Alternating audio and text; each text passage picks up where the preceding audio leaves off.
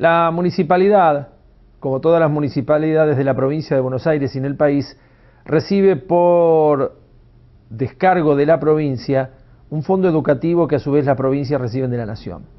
Este fondo educativo debe distribuirse en cada municipio y cada municipio debe afectarlo a cuestiones que tienen que ver con este segmento de la vida cotidiana. Los concejales de la Unión Cívica Radical de Bragado han presentado una iniciativa para que parte de ese fondo educativo que recibe la municipalidad se aplique a la creación de becas para estudiantes secundarios y terciarios. Esto lo va a explicar en detenimiento la doctora Marita Geliti, con quien también vamos a hablar de un tema que la Unión Cívica Radical mantiene vigente porque entiende que no termina de esclarecerse, y es la relación del municipio con las cooperativas. Pero en principio, el fondo educativo y la posibilidad de crear un fondo para becas para bragadenses. Bragado, como los 135 municipios de la provincia de Buenos Aires este año, en virtud de un artículo que se incorporó en el presupuesto nacional, le llegan automáticamente fondos de lo que se denomina fondo educativo. Esto está establecido por la Ley de Financiamiento Educativo, que es una ley nacional, que en su momento llegaba directamente a la provincia y la provincia luego no tenía la obligación de distribuirlo en los municipios, y este año se estableció ese fondo, pero se generó la obligación de que automáticamente ese dinero debía llegar al municipio, como llegan los fondos de coparticipación. O sea, antes llegaba directamente a la provincia y la provincia luego era arbitrario, o sea, si lo destinaba al municipio o no. En este momento, y por esta modificación que se realizó en la Ley de Presupuestos, en la Ley de Presupuestos 2013, el Gobierno Nacional estableció que automáticamente debía llegar a todos los municipios. Entre esos, por supuesto, los municipios de la provincia de Buenos Aires, entre esos Bragado. Está estimado que Bragado va a recibir por este fondo un monto aproximado de 7 millones de pesos en el año, un monto muy importante, que no tiene una asignación específica por esa ley, más allá que la finalidad es educativa. Sí, que esté vinculado a eso. Claro, por supuesto, pero que realmente hay que prestarle atención porque es un fondo muy importante y ante determinadas deficiencias, tanto en infraestructura escolar, emergencias de transporte escolar, que sabemos y por estos días lo estamos sufriendo, como también falta de la existencia de un fondo para becas que asista principalmente a jóvenes que estén en el terciario o universitario y que necesiten una ayuda económica, nos pareció importante que se destine ese fondo a esos fines. ¿Ustedes temen que esto vaya a partida general en algún punto, o sea, termine dentro de las arcas municipales desdibujado? Y claro, porque realmente el dinero va a rentas generales, no tiene una afectación específica. El intendente, cuando hizo la apertura de sesiones ordinarias en abril de este año, manifestó que con el dinero del fondo educativo una de las cosas que se iba a realizar, enumeró solo una, era la construcción del SEC 802. Sí. Cosa que a nosotros nos parece sumamente importante, pero sí también sabemos que seguramente durante este año no se va a hacer la construcción total del edificio, porque realmente no hay casi avance de obra, y por otro lado tampoco creemos que va a insumir tanta cantidad de dinero. Ya en el primer cuatrimestre de enero a abril inclusive, ingresaron al municipio 1.900.000 pesos de fondo educativo. O sea, no es que es un dinero que va a ingresar en algo, no, está ingresando automáticamente junto con la coparticipación. Si uno ingresa al Ministerio de Economía y ve los recursos que ingresaron al municipio hasta hoy, ingresó parte importante del fondo educativo. ¿Y eso cómo se refleja después en la rendición de cuentas? Porque bueno, cuando se terminen de utilizar, supongo, porque hasta ahora no ha habido una explicación exacta de qué se va a usar. Claro, en la rendición de cuentas del otro año se dirá en qué se gastó, pero como no tiene una asignación específica, Marcelo, va a caer dentro de la bolsa de rentas generales, claro, y uno no sabe si se gastó para combustible, si se gastó para personal, o si se gastó para el repuesto de una maquinaria o para refaccionar una escuela. Tenemos algunas prioridades, por ejemplo, de infraestructura, antes de hablar de puntualmente lo de las becas, de infraestructura edilicia, que saben mucho los que están en el Consejo Escolar, pero menciono algunas. Bueno, lo del SEC 802, por supuesto, la refacción de la Escuela 1, que es un compromiso que asumió la municipalidad. Hay que proteger ese edificio, que es un edificio histórico, en Bragado está declarado monumento histórico y a nivel provincial está declarado, por lo tanto hay que cumplir con determinados pasos para poder refaccionarlo, y bueno, y este fondo también podría servir para ello. Bueno, hay muchas demandas, la escuela primaria 6, hay muchas, yo no quiero entrar en detalles que por ahí no me competen, y una de las cosas que me parece importante es, siempre creo que las gestiones municipales como provinciales, pero vamos a hablar de las gestiones locales, se destacan cuando siempre son un poco más creativas de lo común y corriente que hay que hacer. Si prestamos los servicios públicos, arreglamos, hacemos trabajos públicos, hacemos reparación de calles, de caminos, prestamos el alumbrado público, pero siempre digo que a veces hay que ir un poquito más allá y utilizar el ingenio para ver de qué manera optimizamos los recursos. En este caso creo que también hay una necesidad por parte de los estudiantes que estudian terciario y universitario, y no solamente en Buenos Aires y La Plata, que es lo que primero uno le surge.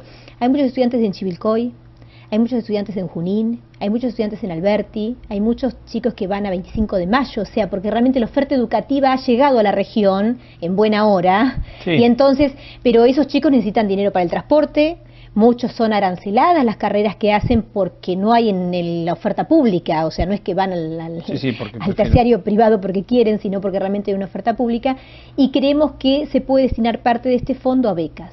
Yo hacía una cuenta muy rápida. Estamos hablando de becas que pusimos, por supuesto, que dejamos a consideración, entre 300 y 1.000 pesos de acuerdo a las necesidades y a la carrera que esté estudiando el chico. Pero imagínate que 250 becas de 500 pesos cada una por mes, a lo largo de todo el año representa 1,5 millones de pesos. Y el fondo, estamos hablando que se recaudarían 7 millones. Y qué importante que sería para un chico quizás una beca de 500 pesos. O de 300 o de 700, bueno, como estoy diciendo, pusimos un mínimo de 300 y un máximo de 1.000, de acuerdo, por supuesto, a la situación económica y distintos ítems que se tienen que tener en cuenta. Pero me parece importante esto, y bueno, nosotros ya presentamos la iniciativa y esperemos que lo modifiquen, lo vamos a dejar a consideración, pero hay que se tome en cuenta. La verdad que me parece sumamente interesante, sobre todo el fortalecimiento de la educación, porque sin lugar a dudas es uno de los elementos que nos habrá de distinguir como ciudadanos en el futuro, ¿no?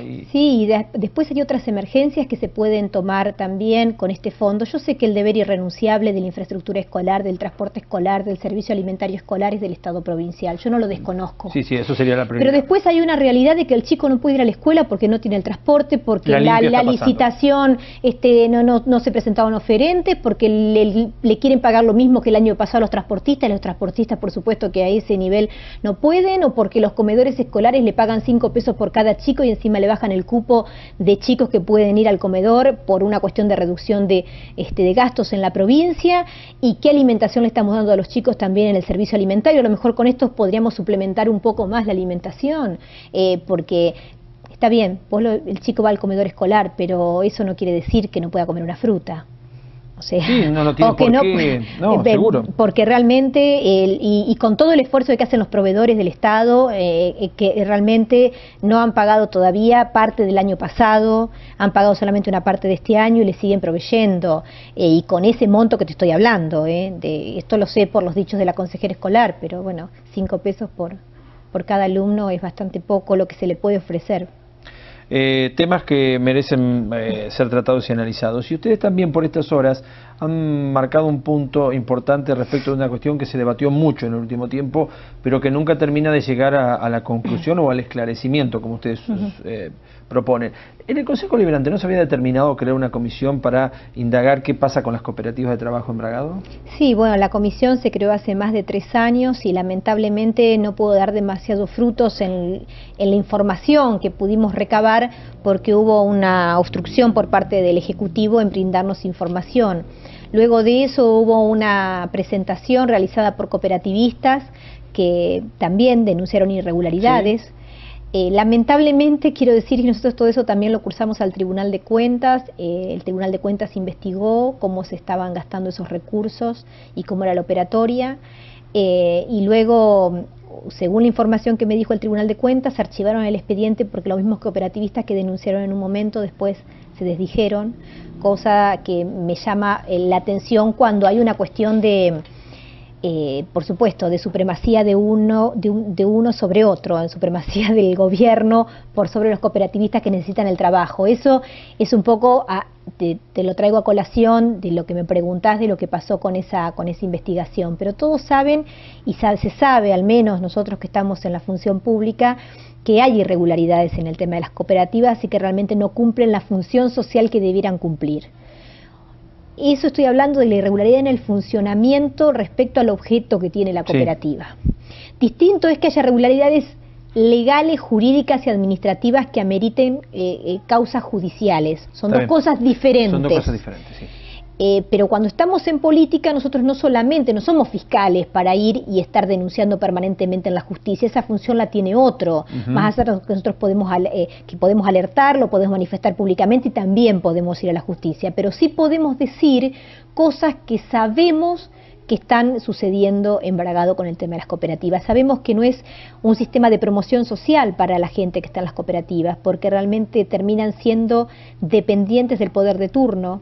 O sea, no lo ponen como algo superador del individuo para que a través del trabajo ese que realiza en la cooperativa luego se pueda independizar y pueda superarse económicamente e independizarse económicamente. Que sería un objetivo. Claro, sino que funcionan como organizaciones que reclutan personas que necesitan trabajo y que con eso le pagan un salario, una contraprestación, y bueno, y los tienen un poco atados a merced del gobierno de turno, en este caso el gobierno del Frente para la Victoria. Eso lo sabemos, son obligados a veces a ir a actos, algunos cumplen funciones y trabajan, otros no, y se los trata más o menos de la misma manera.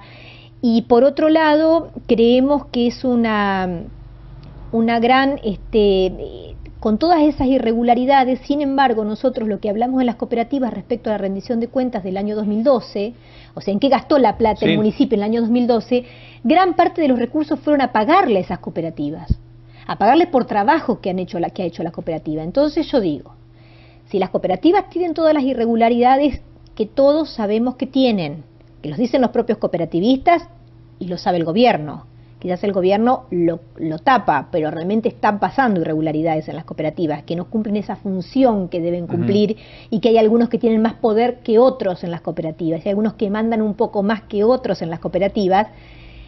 El Estado igualmente las contrata a las cooperativas prioritariamente por sobre otros proveedores y le paga sumas muy importantes de dinero, que son recursos públicos, ¿no? Entonces, realmente uno a veces piensa que hay un circuito ahí entre el gobierno y determinados funcionarios y las cooperativas estas de trabajo. Pero esto de todas maneras va a quedar casi en la expresión pública de una declaración.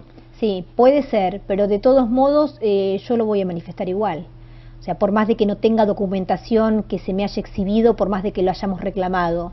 Si uno ve la rendición de cuentas, acá están, por ejemplo, 4 cooperativas, cooperativas de trabajo federal, cooperativa de trabajo Arriba la Esperanza, cooperativa de trabajo Mechita, cooperativa de trabajo Juan Manuel de Rosas, y uno ve los montos, 812.000 pesos, 543.000 pesos, 806.000 pesos, 817.000, o sea, son montos muy importantes cuando a veces va, digamos, perjudicando un poco al resto de los proveedores de la municipalidad que a veces tienen que hacer el aguante, y estas cooperativas, como ves, le han cancelado absolutamente todo durante el año 2012. ¿Estas cooperativas cobraron estos montos? Esos montos en el año 2012, por trabajos en el año 2012. ¿Es distinto a lo que percibe el cooperativista? Es distinto a lo que sería la contraprestación que realiza el cooperativista, que sería parecido a un salario, aunque no es un salario, es parecido a lo que sería un salario. Porque esta distribución de los fondos no sé si se realiza a los cooperativistas, o sea, no sé a dónde después la cooperativa cómo lo destina. Claro, es una cuestión interna de la cooperativa. Es una cuestión de la cooperativa. Atento a que, bueno, uno en su momento recibió también como medio de comunicación las menciones de cooperativistas que estaban disconformes y algunos que dejaron de pertenecer a cooperativas. Sí, y lo que sucedió, que para tratar de callar a toda la gente que estaba reclamando, y me hago cargo de lo que digo, muchas veces lo que se hizo es exigirle cada vez menos a los cooperativistas, o sea, que vayan o que no vayan a trabajar, como un poco como como lo consideren, y entonces con eso bajaron un poco el reclamo de los cooperativistas, o sea, porque claro, bajan la conflictividad porque como del otro lado no te exigen demasiado una contraprestación, bueno, si cobro o no cobro esos 1.400 pesos, esos 1.500 pesos, no tengo demasiado derecho tampoco a reclamar. Son muy pocas las cooperativas que realmente están funcionando como tales.